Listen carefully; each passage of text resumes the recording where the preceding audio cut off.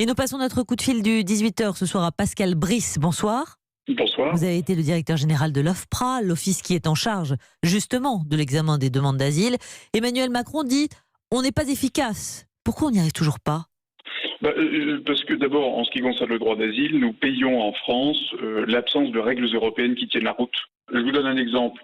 Vous avez des gens qui sont arrivés en Allemagne en 2015-2016, des Afghans. Leur demande d'asile a été rejetée. Et puis, comme il n'y a pas de règles européennes harmonisées, ces personnes arrivent en France. On n'est pas submergé, mais elles arrivent en France.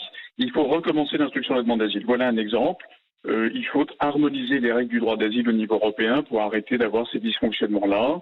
Il faut accueillir les personnes bien mieux. Vous savez qu'à Paris, à Nantes, on a des demandeurs d'asile à la rue. Un demandeur d'asile sur deux est à la rue. Et bien, il faut les héberger, instruire avec des délais d'instruction plus courts, et puis tirer les conséquences. Ceux qui relèvent du droit d'asile, parce que c'est des persécutés, fuient des guerres, des persécutions, on les intègre. Et celles et ceux qui ne relèvent pas, il faut les reconduire. Et ça, vous savez aussi qu'on le fait mal. Un mot, Pascal Brice, au sujet de l'AME.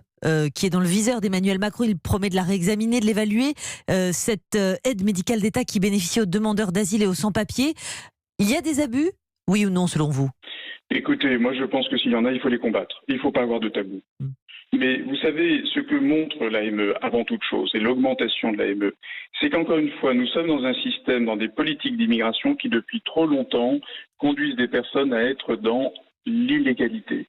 Alors, réécrivons les critères du droit au séjour pour que, lorsqu'on correspond au droit d'asile, lorsqu'on correspond à des besoins de l'économie, lorsqu'on est dans des situations de détresse humanitaire absolue, alors on a droit au séjour et sinon on est reconduit. Mais vous voyez, plutôt que de s'attaquer à un élément, il faut regarder évidemment s'il y a des abus, il faut faire cesser les abus. Merci Pascal Brice, on retient ce que vous dites, des délais plus courts et une harmonisation au niveau européen qui manque encore. Merci d'avoir été ce soir l'invité du journal de 18h.